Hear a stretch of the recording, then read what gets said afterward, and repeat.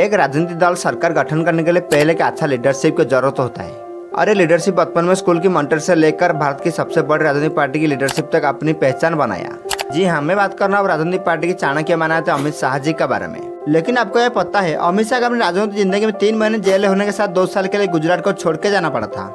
लेकिन अमित शाह की जिंदगी में इतना सब होने के बाद भी भारत का होम मिनिस्टर के साथ अपनी राजनीतिक पार्टी का एक अच्छा लीडरशिप भी है। शायद ये सभी को पता नहीं अमित शाह भारतीय जनता पार्टी के लिए क्या क्या किया।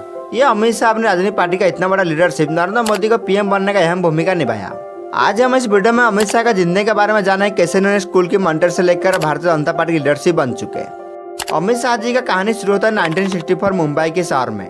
उनका पिता का नाम था अनिल चंद्र शाह, जो कि गुजरात के मानसा टाउन में पीवीसी पाइप का बिजनेस करती थी। अमित शाह की जन्म मुंबई में हुआ था, लेकिन वो गुजराती होने की वजह से गुजरात से ही अपनी बचपन की जिंदगी शुरू किया था। इन्होंने अपनी बचपन की पढ़ाई गुजरात के मेहसान शहर के स्कूल में किया था। इन्होंने अपनी पॉलिटिकल कैरियर कॉलेज के पढ़ाई से ही शुरू किया था। इन्होंने कॉलेज में पढ़ते हुए ही आरएसएस को ज्वाइन कर लिया। बीजेपी के जितने ही बड़े बड़े लीडर जैसे नरेंद्र मोदी, राजनाथ सिंह, नितिन गडकरी और सुषमा स्वराज, वो सब आरएसएस संगठन से ही बीजेपी में आया। पहले आरएसएस संगठन में नरेंद्र मोदी और अमित शाह की दोस्ती की कहानी शुरू हुआ। आरएसएस संगठन में अमित शाह का अच्छा काम को देख पहले नरेंद्र मोदी अमित शाह को पसंद करने लगे। फिर 1987 में अमित शाह बीजेपी को ज्वाइन कर लिया। उस समय नरेंद्र मोदी गुजरात में बीजेपी की सेक्रेटरी थी, इसीलिए अमित शाह की पोजीशन बीजेपी में ऊपर बढ़ने लगे।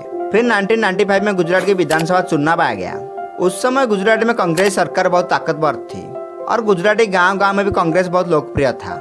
उस चुनाव में अमित शाह नरेंद्र मोदी लाजवाब काम करके पहली बार गुजरात के अंदर बीजेपी सरकार गढ़ दिया।